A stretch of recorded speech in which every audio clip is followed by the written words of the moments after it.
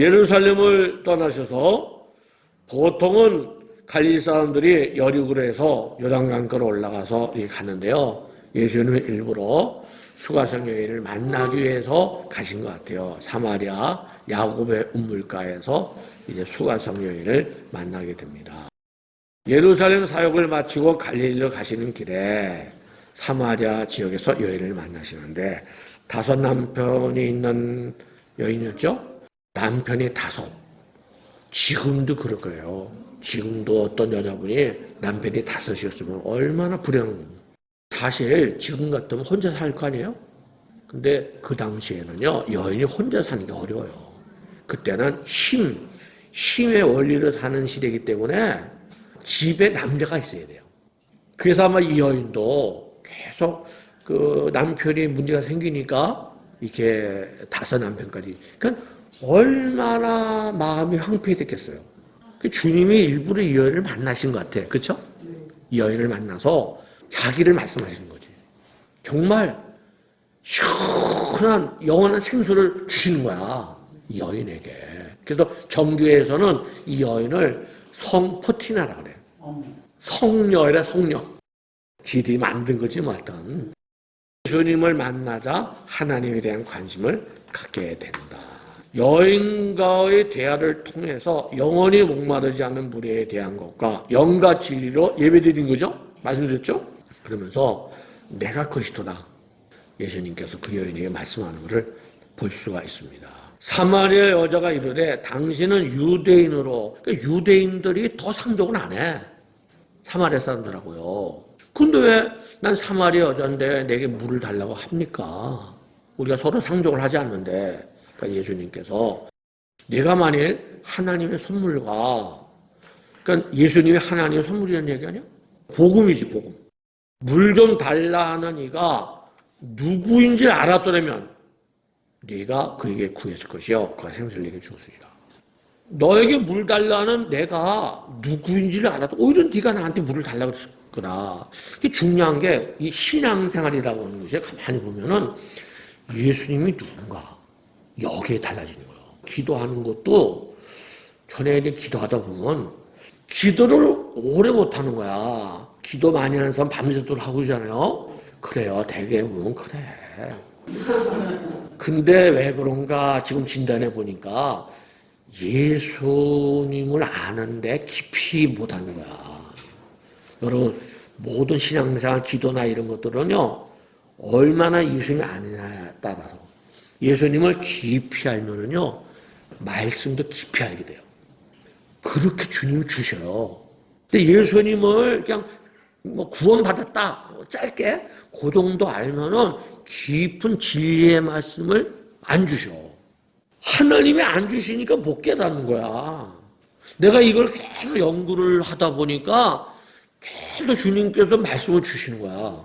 그래서 내가 이게 이런 거네? 얼마나 많이 내가 이 말씀을 깨닫는지 몰라요. 내가 전에 목회할 때도 전혀 깨닫지 못한 걸. 여러분들이 얼마나 주님을 깊이 아느냐 이게 중요한 거예요. 깊이 알면 다 주님이 알아서 모든 거 말씀도 주고 기도도 주고 어떤 목회 생활에 그걸 주셔요. 더 매일같이 주님을 깊이 아는 데 힘써야 됩니다. 주님 말씀하시잖아요. 이 물을 마시는 자마다 야곱의 물은 목마르지만 내가 주는 물을 마시는 자는 영원히 목마르지 않다는 거죠. 영생하도록 솟아나는 샘물이 되리라. 난 75년도 1월 달에 은혜를 받았어요. 그때는 유엔데이 아시죠? 10월 24일. 그 75년 1월 달에 제가 은혜 받고 유엔데이 날 공휴일이니까 청년들 모여가지고 하늘산 기도원 갔었어요. 도착 기도를 하다가 방언이 터지더라고요. 75년도에는 이천수 목사님 기자였죠. 그때 성령이 제게 임하셔서 지금도 그 성령의 생수가 그냥 지금도 넘치는 거야. 근데 요새는 더 넘죠. 와, 생수가 지금 막 은퇴해서 그런 것 같아. 은퇴 전에 좀 나왔더라면 좋았을 텐데. 생수가 이렇게 막 나와가지고는 그보다도 마지막 때 가까워서 그래. 하나님이 마지막으로 역사하시는 거죠.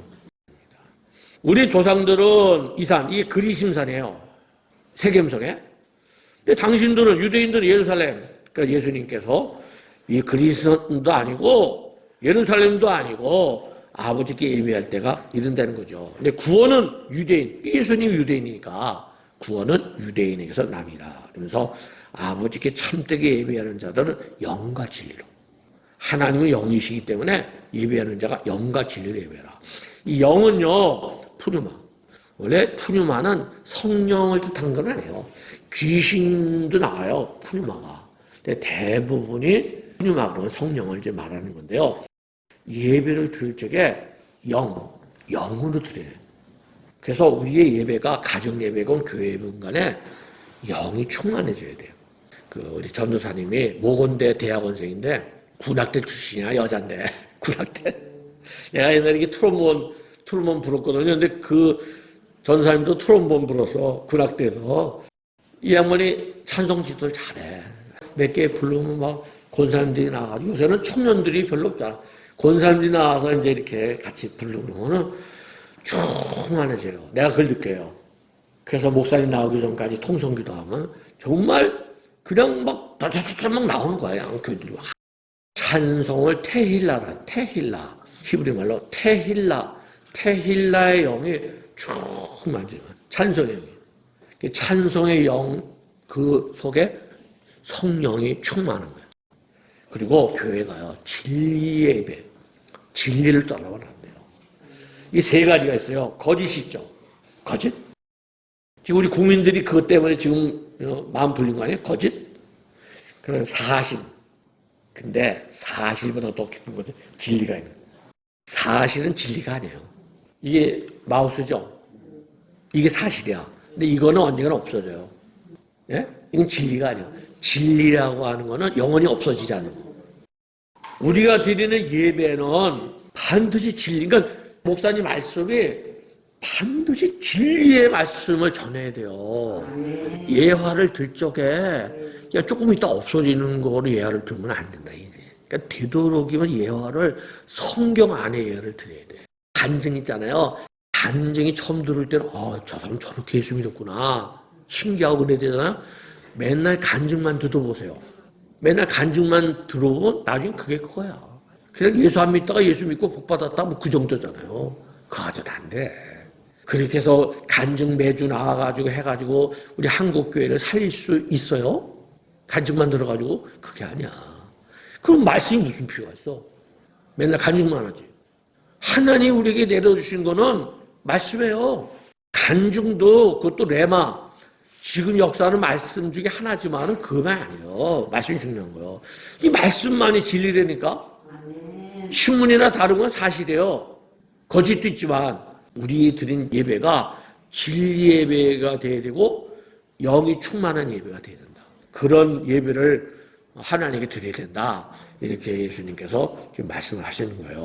사마리아인은 이제 제가 설명을 드렸는데요. 아수르가 이게 와서 통혼을 했잖아요. 거기까지 우리가 이제 알고 있죠. 그런데 그 중간기 때 마카베 시대를 지나서 하스몬 왕조 시대 때 요한 히루카누스라는 왕이 쳐들어가서 그리심산에 있는 사마리아 신전을 부숴버렸어. 예수님 오시기 전에 와 100 몇 년 전에. 그래서 그때부터 사마리아 사람 자기 신전을 부숴버리니까 유대인하고 등을 진 거예요. 만약에 예루살렘 성전을 부쉈다 그러면 어떻겠어요? 그때부터 유대인하고 사마리아 사람들이 이렇게 등을 진 거예요. 예루살렘에서 쭉 올라가면 여기 사마리아 지방인데요. 세겜이 있습니다. 남쪽에 그리심산, 북쪽에 에발산. 그리고 이쪽이 이제 동쪽인데요. 동쪽 편이 올드시티예요. 세겜이 있고요. 신도시는 나블러스. 그 옆에 수가성이 있단 말이에요. 이 수가성이 지금 지명이 있는데 시카르라는 시카르라는 지명이 바로 성경에 나오는 수가성을 뜻하는 것 같아요. 이렇게 200년 전 그림 보면은 세겜성 모습을 우리가 볼 수가 있고요. 또 멀찍해서 요게 에발산, 요쪽이 그리심산. 왜 그러냐? 요게 세겜이기 때문에요. 세겜이 동쪽이거든요. 근데 이쪽이 남쪽이란 말이죠. 그래서 이렇게 보면은 여기 사마리아 산지 꼭대기인데 이렇게 생겼잖아요. 그러니까 이게 길이 있는 거야. 그러니까 그 쉐펠레라고 하는 중간 지역은 길이 없어요. 계곡이 있기 때문에. 쭉 내려가서 해변가는 길이 있지. 그 산꼭대기하고 해변길은 길이 있는데 중간에는 없어. 왜? 왜냐면 계곡이 있어가지고 구불탕이 이렇게 되니까 길이 없는 거야. 근데 꼭대기는 이렇게 생겼으니까 이게 족장의 길이지. 예? 이렇게 해서 아브라함, 야곱이 세겜으로 쭉 저쪽으로 내려가는 거란 말이죠. 또 이렇게 세겜성이 있는데 여기가 바로 얘 세겜이다. 여기가 야곱의 아들 시몬과 레이가 다 죽였죠. 할례시켜서 여기란 말이에요. 요게 수가성이 물 떨었죠. 그게 야곱의 물인데 바로 여기 있단 말이에요. 야곱의 물. 지금은 이게 정교의 수도원이거든요. 수가는 이쪽 편에 있고. 그러니까 이게 여인이 물동이 갖고 왔을 거 아니에요? 그게 먼 거리가 아닐 거란 말이에요. 그러니까 지금은 이쪽에 있는 동네 이름이 시카르인데 이게 바로 성경에는 수가다 이렇게 말을 해요. 이렇게 보면은 이 그리심산이고요. 에발산, 세겜, 나블라스. 그래서 여기 요 집들이 지금도 사마리아.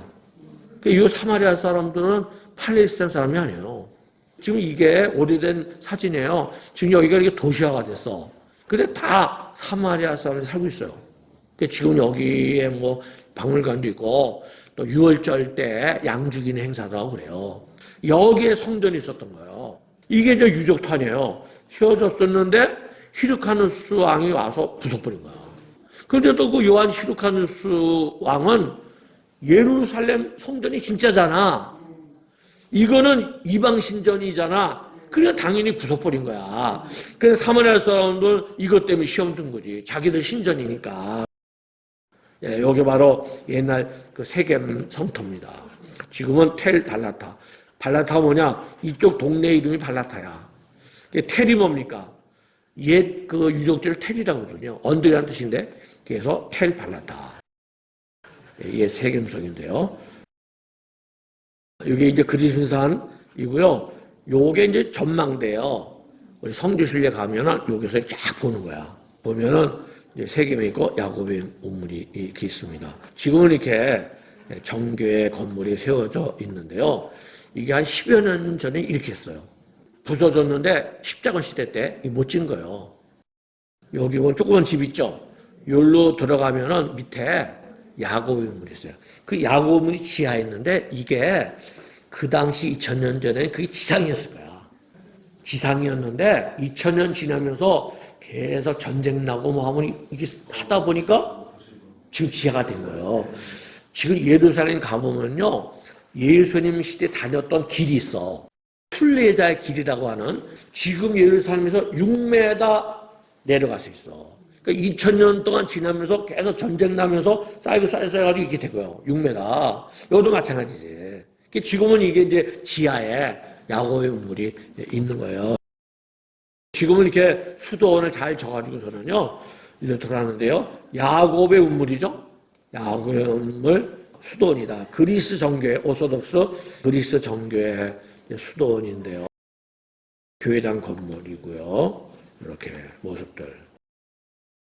야곱의 우물. 정문. 또 정문 들어가는 그 바닥. 다 이렇게 이제 모자이크 해가지고서는요. 본당 모습입니다. 예, 그리스 정교회야. 여기 수가성 여인인데 이게 정교회에서는 나중에 예수 잘 믿고 성녀가 됐다는 거야. 이름이 포티나요. 세인트 포티나.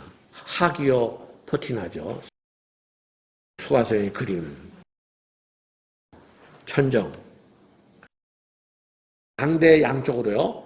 들어가는 문이 있는데요. 지하로 내려가면은 거기에 야곱의 우물이 있습니다.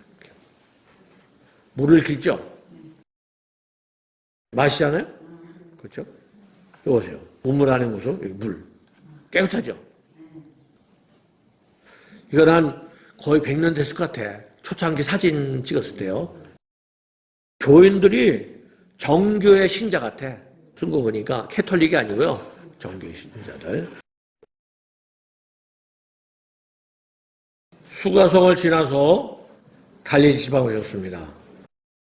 6월절에 예루살렘에서 사역을 시작하신 예수님에 대한 소문은 8개월의 시간을 거쳐 갈릴리 지역에도 퍼지게 되었다. 8개월에 걸쳐서 소문이 퍼져나간 거예요. 그래서 갈릴리 지방에서도 많이 이제 예수님을 기다리게 되고 그랬는데 고향에 가셔서 배척을 받으시고요. 활동을 못 하시잖아요. 그래서 가버나움으로 옮기셔가지고 또 가버나움이 그 당시에 메소포타미아에서 애국까지 비아마리스 길 중간에 있거든요. 그래서 거기에 로마 그 세관이 거기 있고 레이가 있다고 부르심 받은 거죠. 주님께서 그냥 아무 데나 하시는 게 아니고요. 수가성 여행도 그렇고 주님이 오셨을 때가 로마 시대고 헬라어로 다 소통이 되고 그런 때 주님이 한 번은 세상에 오셔야 되는데 그래야 우리가 구원받잖아요. 그 때가 주님 오실 때가 가장 적합한 때 주님이 오신 것뿐이에요. 주님 오시기 그전에는 뭐 복음이 없고 그게 아니라니까. 저도 옛날에 그렇게 생각했어요. 근데 그게 아니에요. 그냥 역사에 2000년 전에 주님이 오신 것뿐이에요. 주님이 오셔서 지난 2000년 동안만 복음 시대 이렇게 생각하면 안 돼요. 그전에도 복음이 되니까 노아도 복음이에요. 그 베드로가 그 물에 빠진 그거 세례로 얘기했잖아요. 베드로 전서에서 다 복음이에요. 구약도 주님이 역사라니까. 고린도전서 5장 7절에 유월절 양 대신 그리스도. 그리스도라는 거 아니에요? 그거는 그림자가 아니에요. 바울이 애굽에서 우리가 구원받아 나올 때 그거가 그림자라고 안 그랬어요. 유월절 양이 그리스도라는 거야. 하나님께서 애굽에 내려갔죠. 장자 심판했잖아요. 장자를 심판하고 유월절 양으로 죽은 거예요. 유월절 양으로 죽어서 그들이 구원받았잖아요. 이스라엘들이 구원받았는데 유월절 양으로 죽고 끝난 거예요. 그게 대속이란 말이에요. 대속이란 말이 나와요. 거기서 대속. 대속받아서 이스라엘 백성들이 구원받아 나와서 홍해바다 건널 때 고린도전서 10장에 보니까 바울이 세례라 그랬잖아요. 우리 조상들이 홍해바다 건너 세례라 그랬잖아요. 그거를 바울은 본 거예요. 벌써. 유월절량으로 주님이 죽으셨다면은 그걸로 끝난 게 아닐 거 아니에요. 왜? 주님 부활하셨으니까. 그러니까 부활의 주님과 함께 백성들이 나온 거라니까. 출애굽기 17장에 그 반석. 그 반석이 늘 따라다니는 거예요. 그 반석이 예수 그리스도예요. 그래서 그 반석 물 나올 때 낙하 때려 죽이는 거예요. 모세가 지팡이 치잖아요. 지팡이 친 게 갖다 댄 게 아니라니까. 때려 죽인 거예요. 때려 쳤다는 거예요. 그래서 모세가 나중에 2번 쳤죠? 그게 못 들어간 거 아니에요. 너는 2번 쳤기 때문에 못 들어간다 그랬잖아요? 그 2번 쳤다는 얘기는 불순종했다는 얘기 아니에요. 모세는 율법을 대표하는 거잖아요? 율법은 완전하게 해야 들어가는 거야, 가나안 땅에. 근데 모세 자신이 2번 쳤으니까 어긴 거잖아. 못 들어간 거예요. 근데 율법은 그런 거예요. 율법은 우리 육신 갖고는 못 지키는 거예요. 그래서 요단강 건너서 들어가는 거는 오직 예수 그리스도의 은혜로 들어가는 거예요. 그 은혜로 들어가는데 우리는 그걸 믿은 거야. 우리는 그걸 믿으니까 우리가 지은 죄, 그걸 주님이 대신 지신 거지. 대속이야. 그래서 우리는 들어가는 거예요. 만약에 우리가 주님이 아니면 못 들어가요. 그래서 우리는 죽을 때까지 예수 그리스도를 믿음으로 살아야 돼요. 믿음으로 안 살면은 목사건 뭐 장로님 간에 안 돼요. 믿음으로만 살아야 돼요. 그래서 바울은 글을 내니까 내가 죽어야 되잖아. 죽어야 그 역사하시잖아, 주님이. 그래서 나는 날마다 죽노라. 이걸 깨달은 사람은 바울이건 누군가에 날마다 죽는 거예요. 내가 죽어야 주님이 사시니까. 공생의 1년 사역은 예루살렘과 갈릴리 지역에서 이 대상이 유대인이에요. 근데 2년 차도 유대인이에요. 걸어서 잠깐 갔다 온 거 외에는 그 3년 차에 가서 저 수르보네게 여인, 또 저쪽에 대가볼리 쪽에 4,000명, 또 가이사라 빌보, 이거 이방 지역이 그 당시에 3년 차에 가서, 그러니까 1년 차, 2년 차에는 유대인 중심으로, 특별히 1년 차 같은 경우에는 시작이잖아요. 그래서 유대인 중심으로 예수님께서 사역하신 걸 볼 수가 있고요. 또 제자를 부를 적에도 12제자가 아직 안 찼어요. 12제자는 공생의 2년차 총, 그때 12제자가 된 거고, 공생이 1년 차에 나오는 제자들은 베드로, 안드레, 빌립, 나다나엘. 요 네 사람은 에논에서 이렇게 본 거고요. 요한도 처음부터 있었다 생각했는데, 야고보, 마지막으로 마태. 1년차 끄트머리에 세간에 앉아있던 마태를 예수님께서 그때 당시 이름이 레이죠? 레이를 불러서 이제 네 이름이 마태다. 고 할 때까지. 마태 다음 해가 공생이 2년차예요. 복음서 보면은 그렇게 구분이 나옵니다. 그래서 요거를 공부하고 난 다음에 복음서 읽으면 요건 1년차 얘기구나. 요거는 2년차 얘기구나.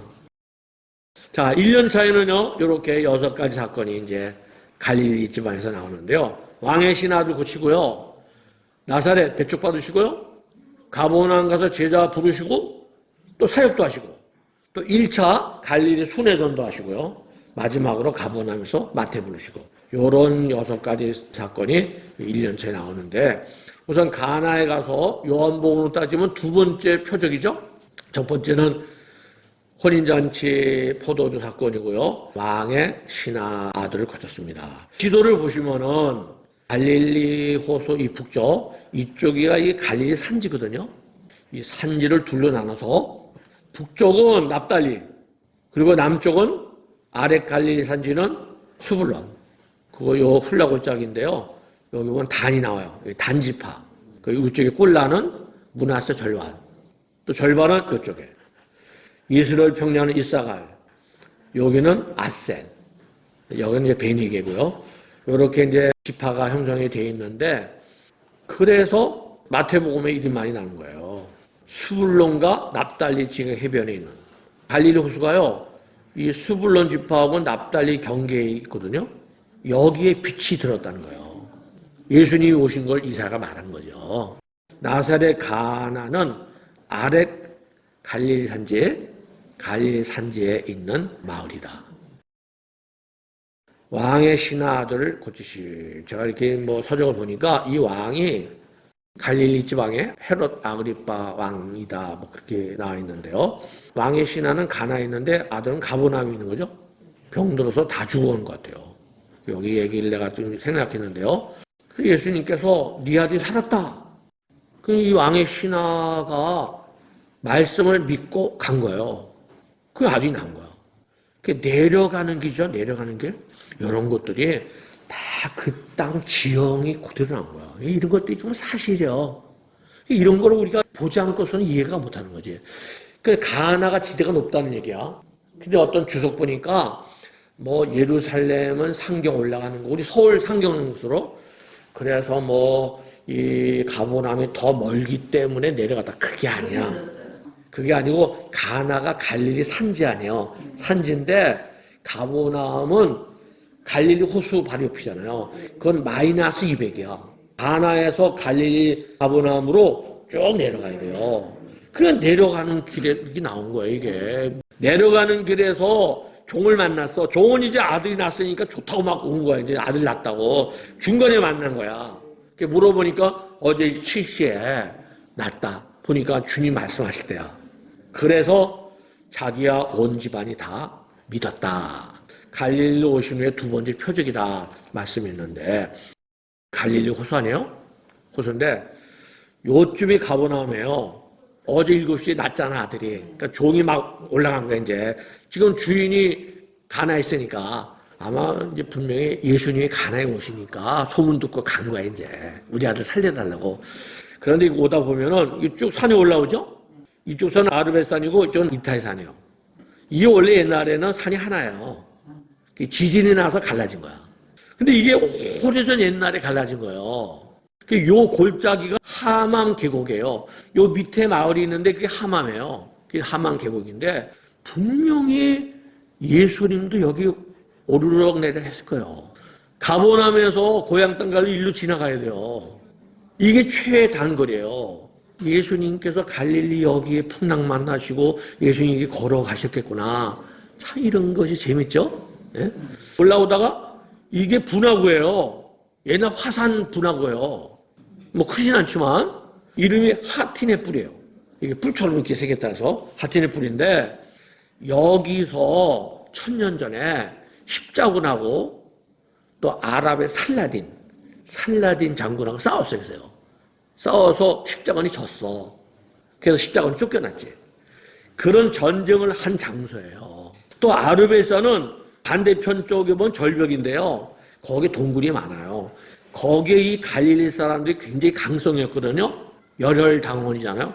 그래서 헤롯 시대 때 여기서 막 싸웠어요. 그 헤롯 왕이 이 밧줄을 타고 군인들을 내려가지고 동굴에다 기름을 붓고 부지르고 그랬어요. 그 죽이고 그랬는데 그런 그 역사가 있는 곳이에요. 그러니까 이쪽이 다 정말 역사가 있는 곳이고 여기 산꼭대기 보면 여기 뭐 마을 집 있죠. 여기가 사페드라는 건데 사페드라는 곳이 이스라엘 유대인들의 4대 성지 중에 하나예요. 여기에 그 유대 문학, 랍비 문학이 굉장히 그 깊은 데거든요. 4대 성지 중에 하나다. 여기를 가나가 지대가 높으니까 산지니까요. 내려갈 거 아니에요, 신하가. 그리고 종들 올라오고. 그 지금 말씀에 내려가다가 종을 만났다 했잖아. 이게 지형적으로 맞는 얘기 되니까. 그 실질적인 얘기를 지금 성경에서 하고 있는 거야, 이게. 이 성경이요. 가만히 연관하다 보면 정말 사실적이에요. 성경이 굉장히 영적이지만 논리적이에요. 그 영적인 것도 허무맹랑한 걸 얘기하면 돼. 제가 종말론 얘기할 적에 허무맹랑하게 얘기한 게 아니잖아요. 논리적으로 내가 다 그 설명한 거예요. 이렇게 돼서 이렇게 된 거다. 그럴 때 사람들이 이해를 할 수 있는 거예요.